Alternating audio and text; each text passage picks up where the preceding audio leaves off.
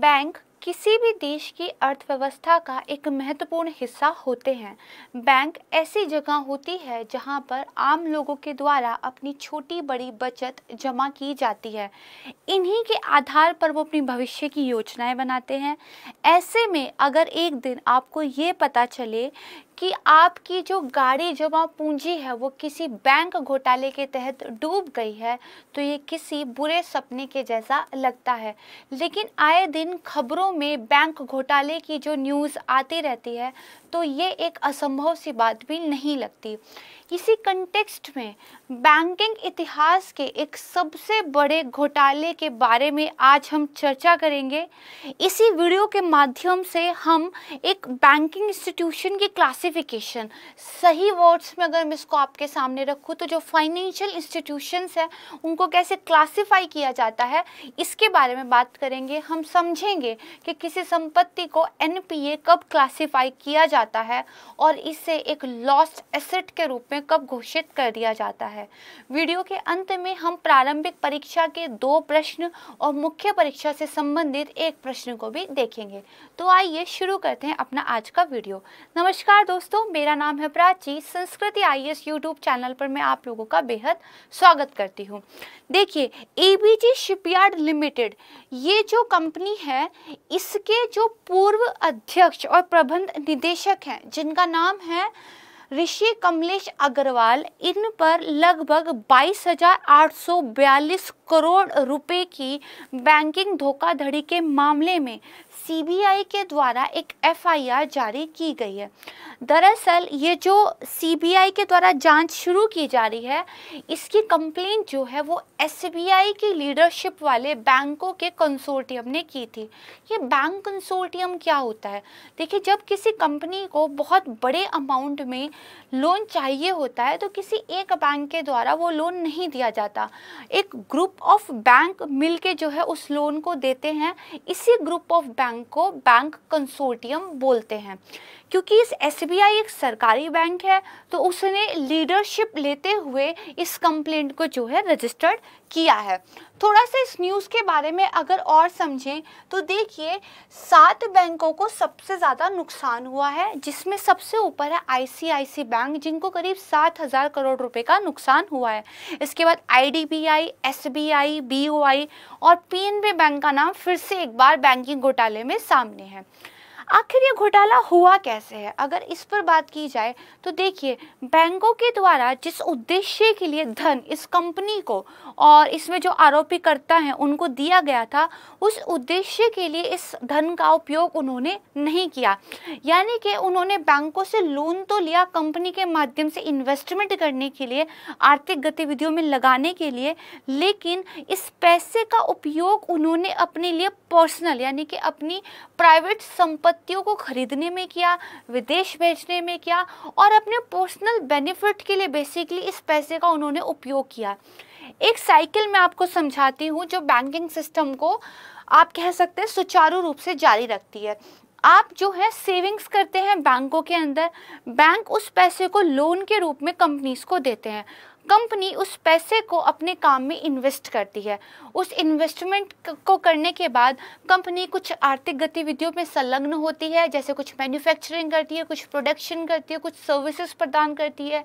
इस सब के बदले कंपनीज को फ़ायदा होता है, मुनाफा होता है, तो कंपनी को रिटर्न मिलता है। उस रिटर्न के पैसे से कंपनी बैंकों का इंटरेस्ट और जो मूलधन होता है वो चुकाती है और बैंक जो है आपका पैसा आपको कुछ इंटरेस्ट के साथ वापस कर देते हैं। इस तरह से एक साइकिल चलती रहती है। लेकिन अगर यहाँ पे ये साइकिल टूट जाए, आपने पैसा बैंक में दिया, बैंक ने कंपनी को इन्वेस्टमेंट करने के लिए दिया, लेकिन कंपनी ने पैसा इन्वेस्ट ना करके अपने पर्सनल खर्चों में ही जो है लगा दिया, तो वो वापस बैंक को पैसा नहीं कर पाएंगे और ये जो साइकिल थी, एक वर्चुअस साइकिल थी, ये टूट जाती है। तो उसके बाद वो जो पैसा है वो पहले एनपीए में घोषित हो जाता है और अगर फिर भी वो पैसा वापस न मिल पाए तो लॉस्ट एसेट बन जाता है। और अगर विलफुल डिफ़ॉल्ट हो, यानी कि जानबूझ के आप पैसा नहीं देना चाहते या आपने पैसा ये सोच के ही लिया था कि आप उसको वापस नहीं करेंगे, तो ये एक बैंक घोटाला बन जाता है। ठीक है, समझ गए? देखिए, जैसे आपने किसी कंपनी में कुछ आपको प्रोडक्शन करनी है, आपने जो है बैंक से पैसा लिया, लेकिन कंपनी आपकी डूब गई, तो भी आप बैंक का पैसा नहीं चुका पाएंगे। लेकिन यहाँ पर आप विलफुल डिफॉल्टर नहीं है, क्योंकि आपने जानबूझ के ऐसा नहीं किया है, आपके काम में रिस्क था, किसी वजह से आप सक्सेस नहीं हुए इसलिए पैसा डूबा। लेकिन जब पैसे को, जिस उद्देश्य को कह के, बैंक को बता के कि भाई हम ये काम करेंगे, लिया गया, लेकिन उसको चुकाने की कभी मंशा थी ही नहीं, तो वहाँ पे विलफुल डिफॉल्ट हो जाता है। आप जानबूझकर घपला करना चाहते हैं, तो यहाँ पर एक बैंकिंग धोखाधड़ी का केस बन जाता है। ठीक है, तो देखिए यही बताया गया है कि ये जो एवीजी इंटरनेशनल प्राइवेट लिमिटेड है, इसमें आपराधिक साजिश, धोखाधड़ी, आपराधिक विश्वासघात और आपराधिक दुरुपयोग के कथित अपराधों के लिए नामित जो है किया गया। एक स्क्रीनशॉट यहाँ पे न्यूज़पेपर का दिया गया है। इसके बाद देखिए ये जो बैंकिंग घोटाला हुआ है, ये जो नीरव मोदी और मेहुल चोकसी, इन्होंने जो पीएनबी में घोटाला किया था उससे भी बड़ा घोटाला है, क्योंकि एक तो अमाउंट यहाँ पे लगभग 23,000 करोड़ रुपए का है, दूसरा नंबर ऑफ बैंक्स यहाँ पर बहुत ज़्यादा इन्वॉल्व हैं, करीब 28 बैंक जो हैं यहाँ पर इन्वॉल्व हैं। ठीक है, जो है रीज़न जो बताया गया वो यही बताया गया कि धन का उपयोग उन उद्देश्यों के लिए नहीं किया गया जिसके लिए लोन लिया गया था। ठीक है, ये बीबीसी न्यूज़ का एक स्क्रीनशॉट यहाँ पर 13 फरवरी का आपको दिखाया गया है। देखिए अब ऐसा नहीं है कि एक दिन सपने में जो है बैंकों को पता चला कि इस कंपनी ने हमारे साथ धोखा कर दिया है और उन्होंने सीबीआई में कंप्लेन कर दी। नहीं, ये कहानी बहुत पहले से चली आ रही है और बैंकों को बहुत पहले ही अंदेशा हो गया था कि ये कंपनी में ऐसा कुछ चल रहा है। इसीलिए 2019 में भी एसबीआई के द्वारा एक कंप्लेन की गई थी, जिसके बाद सीबीआई के द्वारा एक प्रारंभिक जांच शुरू की गई थी। उस प्रारंभिक जांच में जो सबूत मिले और बैंकों ने फिर से एक दूसरी कंप्लेन की, इसलिए अब 7 फरवरी 2022 को एफआईआर ही दर्ज कर दी गई। इसकी हम हिस्ट्री जानते हैं। ऐसा नहीं है कि देखिए 2019 में भी अचानक से ही बैंकों ने कंप्लेन कर दी थी, उससे भी पहले की ये कहानी चल रही है। लेकिन इस कहानी को समझने से पहले हम ये जानते हैं आखिर इस घोटाले का पता कैसे चला, और अगर अभी पता चला तो पहले क्यों नहीं पता चला। देखिए जनरली क्या होता है, बैंकों के खातों की ऑडिशन जो है, ऑडिटिंग होती है। जो सामान्य ऑडिटिंग होती है उसमें इस तरह के घोटालों का पता नहीं चलता, क्योंकि ऊपरी तौर पर इनकी लीपापोती कर दी जाती है। तो जो जनरल ऑडिटिंग होती है उसमें इनके बारे में पता नहीं चल पाता। लेकिन जब इन खातों की फॉरेंसिक ऑडिटिंग होती है, फॉरेंसिक ऑडिटिंग क्या होता है पहले ये समझते हैं।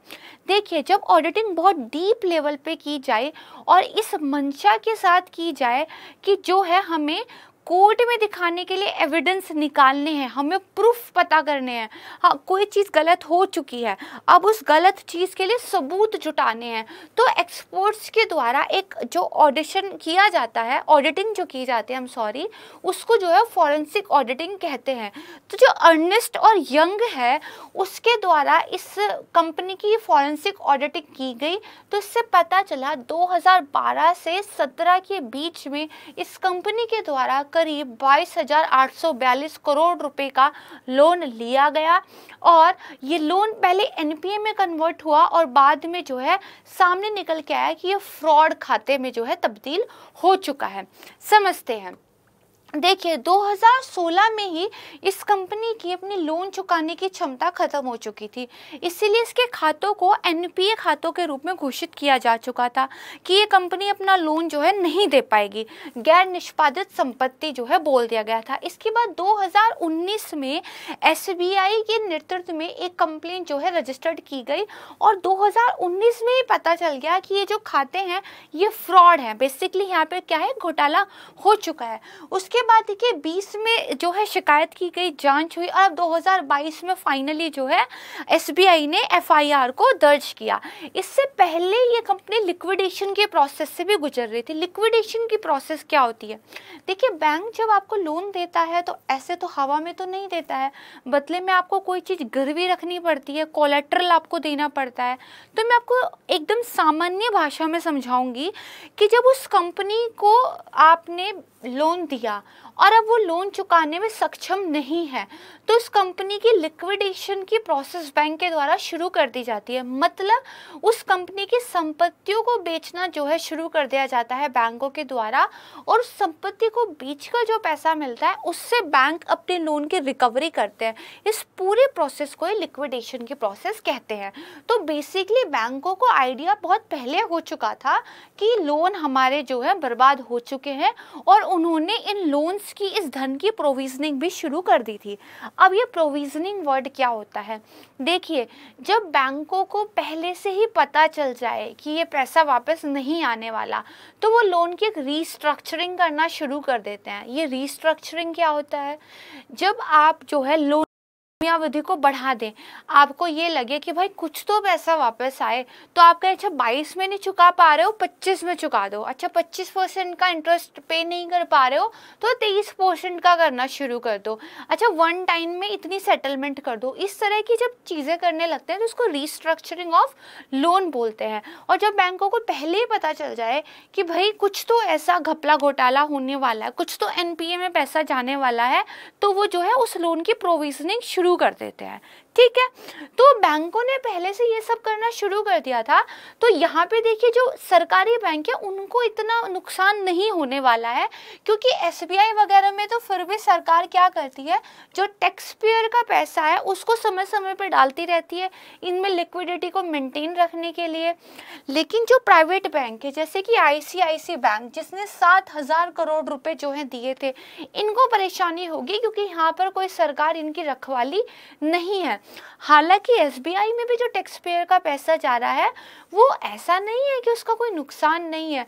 जो पैसा बैंक को बनाए रखने के लिए सरकार लगा रही है, वही पैसा अगर बैंक अपने आप को ठीक से काम कर पाता, सरकार कोई रोड बनाती, कोई हॉस्पिटल बनाती, कोई समाज लोक कल्याणकारी स्कीम चलाती, तो नुकसान यहाँ पर भी है। तो लोगों को अपना पैसा भले ही वापस मिल जाता हो, लेकिन कहीं ना कहीं तो पैसा लॉस्ट हुआ ही होता है, भले ही वो हमें डायरेक्टली दिखाई ना देता हो। ठीक है, तो ये कुछ छोटी छोटी कॉन्सेप्ट्स थी जो हमने समझी। तो देखिए, ये हमने इसकी एक हिस्ट्री जान ली। अब हम बात करते हैं ये कंपनी क्या है। तो ये जो कंपनी है ये बेसिकली 1985 में शुरू हुई। ये जहाज़ों को बनाने का और उनकी मरम्मत करने का काम करती है। गुजरात के सूरत और दहेज में ये कंपनी जो है काम करती थी। 1991 में ये कंपनी अच्छे खासे प्रॉफिट पे काम कर रही थी, लेकिन 2016 में 55 करोड़ रुपए का घाटा इस कंपनी को हुआ। ऐसा एकदम से क्या हो गया कि एक प्रॉफिट में काम करने वाली कंपनी घाटे की कंपनी बन गई, ये भी हम समझेंगे। पहले टाइमलाइन जो हमने देखी वही यहाँ पे दी गई थी कि देखिए इतने करोड़ रुपए का बैंक फ्रॉड हुआ है। 28 बैंकों से कंपनी ने ऋण लिया था, 2012 से 17 के बीच में कर्जा लिया, 16 में अमाउंट एनपीए घोषित हुआ, 19 में पहली बार शिकायत दर्ज की गई और 22 फरवरी को एफआईआर जो है दर्ज हुई। ठीक है, अब हम समझते हैं कि बेसिकली 2016 में ये जो कंपनी अपना घाटे में चली गई, ये किस वजह से हुआ। देखिए 2016 में जो शिपिंग इंडस्ट्री है इसमें मंदी आई हुई थी। जो वाणिज्यिक शिप होते हैं, जो कमर्शियल जहाज होते हैं, इनकी मांगों में कमी थी। तो जब आप जिस चीज़ का बिजनेस कर रहे हैं उसकी मार्केट में डिमांड ही नहीं होगी, तो कहीं ना कहीं तो आपके धंधे में जो है घाटा हो जाएगा। ऐसा इस कंपनी के साथ हुआ। प्लस क्या हो गया, कुछ कॉन्ट्रैक्ट जिस कंपनी को मिले हुए थे वो कैंसिल हो गए। जैसे 2011 में भारतीय नौसेना के द्वारा इस कंपनी को दिया गया एक अनुबंध जो था वो कैंसिल हो गया था, और तब से ये कंपनी आर्थिक रूप से संघर्ष कर रही थी। तो यहाँ से इसकी देखिए कहानी शुरुआत हुई और जो 2022 में एक धोखाधड़ी के मामले पर आकर खत्म हुई। ठीक है, अब हम समझते हैं कि बैंक कब करते हैं फ्रॉड का ऐलान। भाई बैंक को पता तो चल गया कि ठीक है कुछ गड़बड़ हो रही है, लेकिन आखिर ऐसी कब वो एक पॉइंट आता है जब बैंक बोलते हैं भाई फ्रॉड हो गया है। तो देखिए, किसी कंपनी के बैंक खाते को फ्रॉड तब कहा जाता है जब कर्ज देने वाले जो बैंक है उनकी एक संयुक्त मीटिंग हो, उसमें फॉरेंसिक ऑडिट रिपोर्ट पर चर्चा हो और उस फॉरेंसिक ऑडिट रिपोर्ट से जो सबूत मिले हैं, जो एविडेंस मिले हैं, उनके बेसिस पे बैंक ये कह दें कि हाँ फाइनली जो है फ्रॉड हो गया है।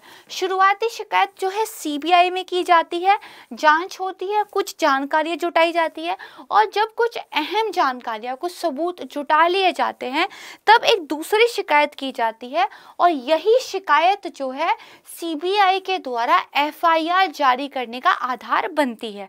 ठीक है, तो ये एक प्रक्रिया होती है जिसके द्वारा किसी भी बैंक का फ्रॉड जो है बताया जाता है। नेक्स्ट आइए कि ये तो हमने जो है इस कंपनी के द्वारा क्या घोटाला हुआ, क्या इसकी हिस्ट्री थी, एक पूरा मुद्दा क्या था समझ लिया। अब हम समझते हैं ये जो हमारे फाइनेंशियल इंस्टीट्यूशंस हैं, मैंने बैंक की बात की, तो जो 28 बैंकों का कंसोर्टियम था ना, इसमें सिर्फ बैंक नहीं थे, कुछ एनबीएफसी भी थे, और ठीक है एलआईसी थी, ठीक है, जो कि आपकी एक इंश्योरेंस कंपनी भी है। तो ये सब लोग मिले हुए थे। तो बेसिकली कौन बैंक होता है, कौन एनबीएफसी होता है, इसकी कोई तो क्लासिफिकेशन होती होगी। तो ये हम समझ लेते हैं क्योंकि ये आपके कॉन्सेप्ट को क्लियर करेगा, प्रीलिम्स के लिए इंपॉर्टेंट है। तो देखिए फॉर्मल फाइनेंशियल इंटरमीडियरीज की हम बात कर रहे हैं, इसमें एक आते हैं बैंक, एक आते हैं नॉन बैंक।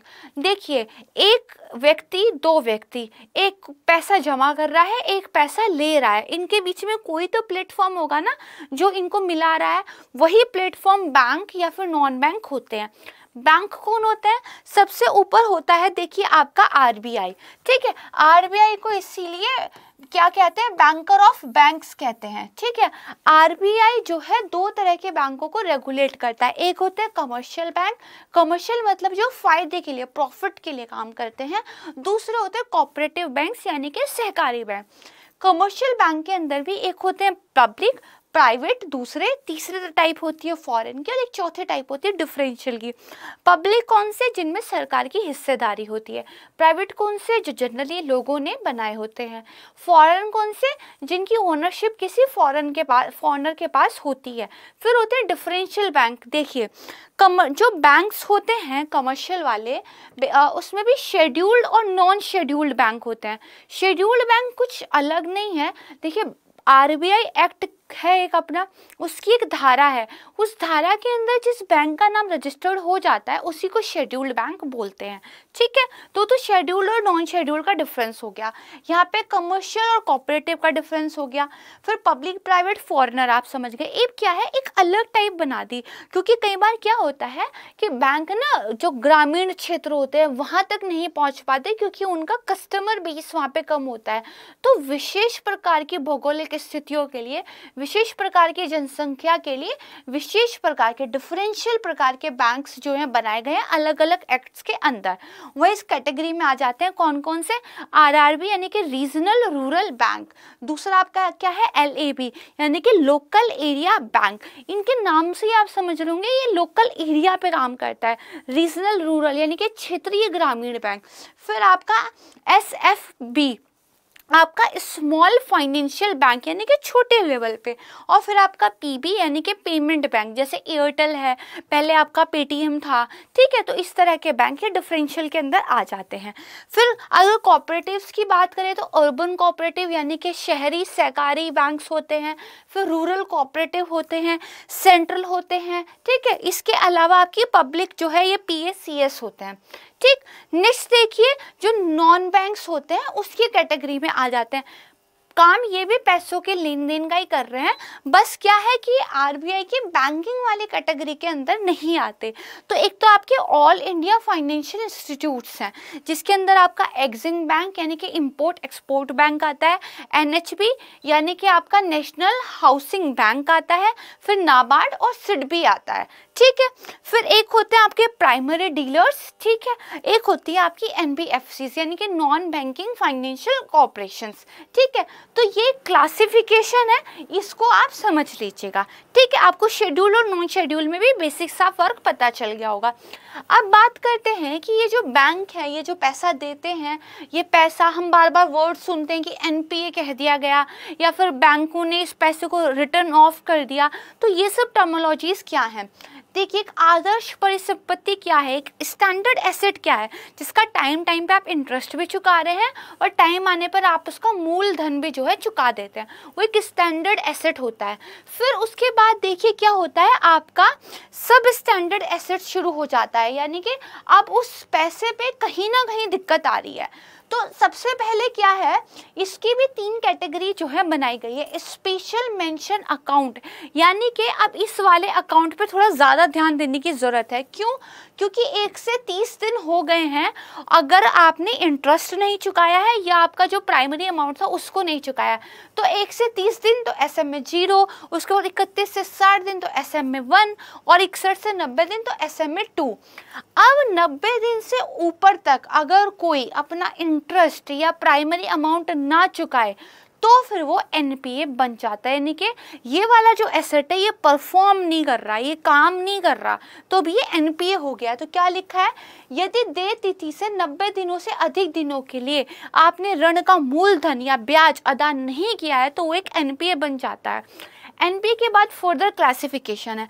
अगर देखिए 12 महीने तक या उससे ज़्यादा, यानी कि 1 साल तक या उससे ज़्यादा अगर वो जो है NPA में रहता है तो उसको बोल देते हैं सब स्टैंडर्ड एसेट हो गया है।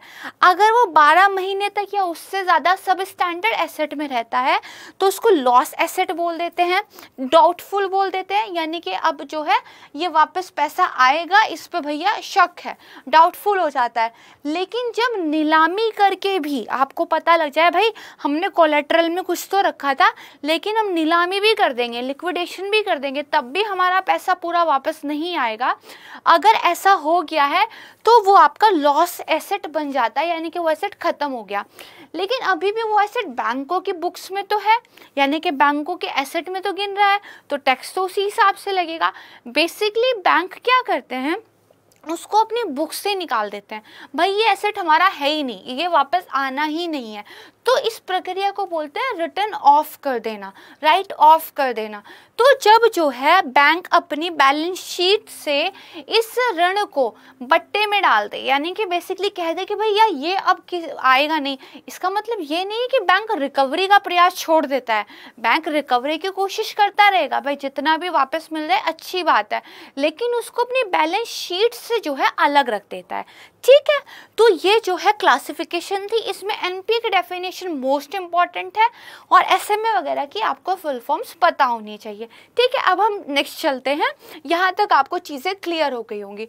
अब देखते हैं इसको अब तक का सबसे बड़ा बैंक फ्रॉड क्यों कहा जा रहा है। देखिए नीरव मोदी वाला केस हुआ 2018 में, इसमें 13,570 करोड़ रुपए का धोखाधड़ी का मामला हुआ था। फिर विजय माल्या वाला केस हुआ था, ये 2015 में हुआ था। ठीक है, इसमें करीब 9,000 करोड़ रुपए की धोखाधड़ी हुई थी, लेकिन यहाँ पे कितनी हुई है, 22,842। इसके अलावा देखिए मैंने आपको कुछ और बैंक फ्रॉड्स के बारे में बेसिक जानकारी दी हुई है, ताकि जब आप मेंस की आंसर राइटिंग करें तो आपके पास एग्जाम्पल में देने के लिए कुछ केस होने चाहिए, और उन केस पे अब तक क्या हुआ है ये थोड़ा सा आपको पता होना चाहिए, तो एक इफेक्टिव आंसर आप लिख पाएंगे। तो इसी में कहा जाता है आपका वीडियोकॉन घोटाला। ठीक है, फिर एक PMC बैंक घोटाला, ये हो गया, ये भी काफ़ी न्यूज़ में रहा था।